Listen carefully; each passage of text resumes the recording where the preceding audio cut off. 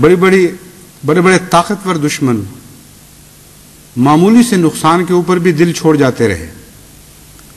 اور وہ لوگ بھی جن کے حوصلے عرب میں مشہور تھے، جو شعر کہا کہ جن کے شاعر اپنی قوموں، اپنے ہم قبیلوں کی تعریف میں بڑے بڑے قصیدے لکھتے رہے کہ کوئی خوف، کوئی مصیبت، کوئی بلا ان کو مایوس نہیں کرتی، وہ کسی وقت بھی کسی آزمائش میں پڑ کر بھاگنے کا نام نہیں جانتے، اور واقعتاً جہالت کے زمانے میں ان کے یہی حال تھا،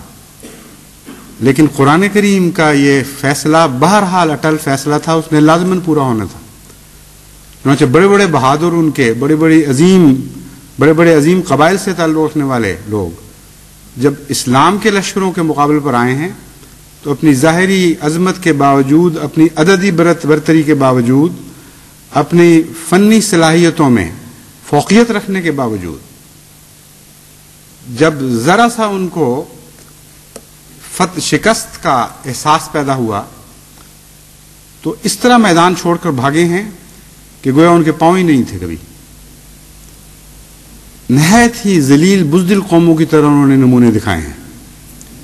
جنگ احزاب سے زیادہ اور کیا مثال آپ کو مل سکتی ہے کہ چند معمولی تعداد میں حضرت صلی اللہ علیہ وآلہ وسلم کے غلام گھرے ہوئے، اور حالت یہ تھی کہ اگر وہ خندق نہ کھودتے تو بظاہر دنیا کے لحاظ سے کسی قسم کے ان کے بچنے کا کوئی سوال ہی نہیں تھا، یعنی دنیاوی پیمانوں کے لحاظ سے۔ یہ مجبوری کی انتہا تھی جو خندق کھودی ہے، اور اسی خندق کے اندر رہنے والے دشمن موجود تھے اسی جگہ، جو ہر وقت پیٹھ کی طرف سے چھرا گھونپنے کے لیے تیار کھڑے تھے۔ انتہائی کمزوری کی حالت تھی، اتنی کمزوری کی حالت کہ قرآن کریم فرماتا ہے کہ جو لوگ کمزور تھے، جو صحیح ایمان نہیں رکھتے تھے، جو منافق تھے، ان کی آنکھیں پتھرا گئی تھیں، اور فرماتا ہے ان کی آنکھیں اس طرح پھر رہی تھیں جس طرح موت کی غشی کے وقت آنکھیں پھر جاتی ہیں۔ اور اس کے مقابل پر مومنوں کا یہ حال تھا، فزادہم ایمانا، ان کا ایمان بڑھ رہا تھا۔ وہ کہتے تھے ہاں اسی قسم کے ہمیں وعدے دیے گئے تھے، اسی وقت کا ہم انتظار کر رہے تھے، تو جس خدا نے یہ وعدے پورے کر دیے وہ دوسرے وعدے بھی پورے فرمائے گا۔ اور دوسری طرف وہ سارے عرب قبائل میں سے چیدہ قبائل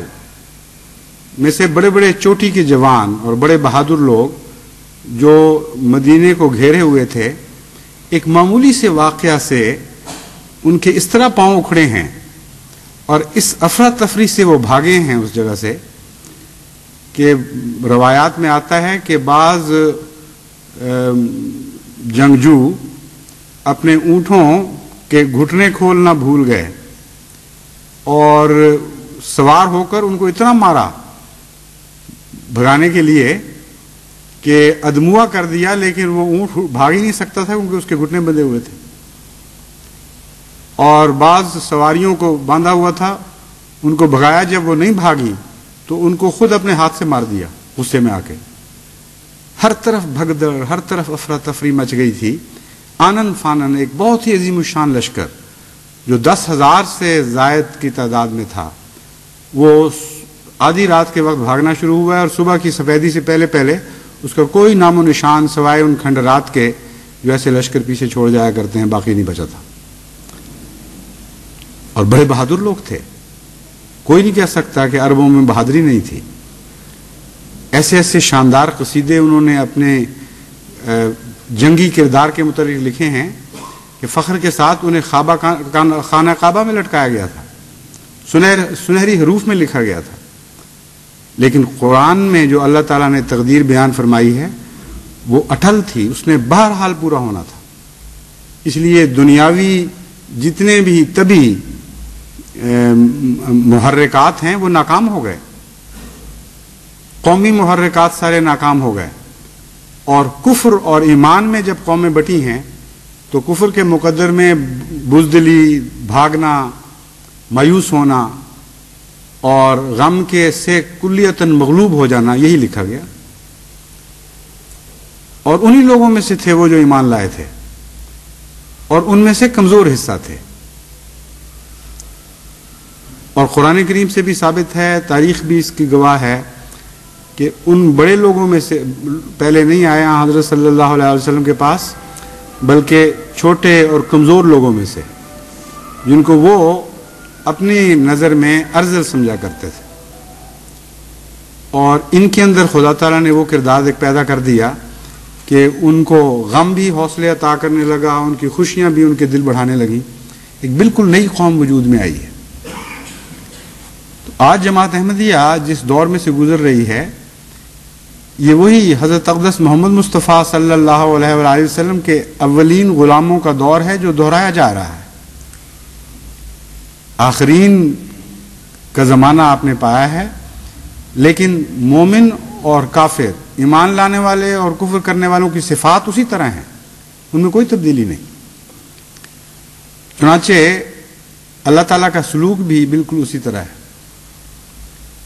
یہ وجہ کیا ہے؟ سوال یہ ہے کہ جب انسانی فطرت اسی طرح رہتی ہے، انسانی مزاج میں ایک خاص پختگی پیدا ہو چکی ہوتی ہے، تو یہ کردار میں تبدیلی کیوں آتی ہے؟ کمزور لوگ اچانک کیوں عظیم کردار کا نمونہ دکھانے لگتے ہیں؟ جیسا کہ میں نے پہلے بھی کہا تھا، ایمان اس کی وجہ ہے۔ ایمان کے نتیجے میں بزدلی یا خوف کا نشان باقی رہ ہی نہیں سکتا، کیونکہ ایمان باللہ کا مطلب یہ ہے، اگر وہ ایمان حقیقی ہو کہ ایک مقتدر ہستی ہمارے پاس موجود ہے، ہر وقت ہمارے ساتھ ہے، وہ وعدے جھوٹے نہیں کرتی، وہ اپنے پیار کا مظاہرہ کرنے والی ہستی ہے، اور وہ ایسی ہستی نہیں جو اس دنیا میں ختم ہو جائے،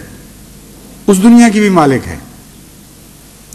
جس طرح اس دنیا میں ٹیرف کے قوانین ہوتے ہیں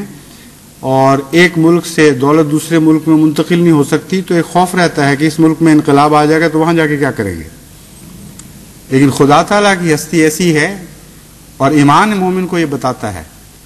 کہ اس دنیا کا بھی وہ مالک ہے، اس دنیا کا بھی مالک ہے۔ یہ ہو ہی نہیں سکتا کہ تم کھو اور اس سے دوبارہ نہ پاؤ، موت بھی تمہیں محروم نہیں کر سکتی کسی چیز سے۔ یہ ایمان ہے، اور ایمان کی وسعتیں ہیں، جتنی وسعتیں عطا ہوتی چلے جائیں اتنا ہی مومن کا کردار بدلتا رہتا ہے۔ اور دوسرے یہ کہ مومن اپنی ذات پہ بھروسہ نہیں کرتا، ایمان کے نتیجے میں اس کی توجہ دعا کی طرف مائل ہوتی ہے، اور دعا ایک ایسی اکسیر ہے جو ہر بیماری کا علاج ہو جاتی ہے۔ دعا کے نتیجے میں اس کے خوف بھی دور ہو جاتے ہیں، اور اس کی امیدیں اور خوشیوں میں بھی متانت آ جاتی ہے۔ اس کے خوف اور خوشیاں، نہ اس کی خوشیاں اور اس کی امیدیں اس کے اندر اعلیٰ کردار پیدا کرتی ہیں، بجائے چھٹ پنے کے، بجائے تنگ دلی یا کم حوصلگی کے۔ ان خوشیوں کے نتیجے میں اسے سکینت ملتی ہے، نئے عزم عطا ہوتے ہیں، نئی ہمتیں ملتی ہیں۔ چنانچہ قرآن کریم نے خود اس راز کو بیان فرمایا کہ اصل وجہ مومن کے کردار کی عظمت کی یہ ہے کہ یدعون ربہم خوفا و طمعا ومما رزقناہم ینفقون، کہ وہ اللہ کو یاد کرتے رہتے ہیں۔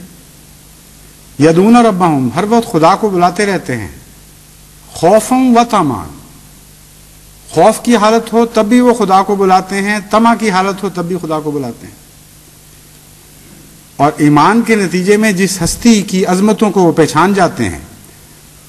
اس سے ہر ضرورت کی چیز وہ مانگنے لگتے ہیں۔ خوف ہو تو وہ تعلق جوڑتے ہیں اور یقین رکھتے ہیں کہ وہ ان کے خوف دور کرنے کے لیے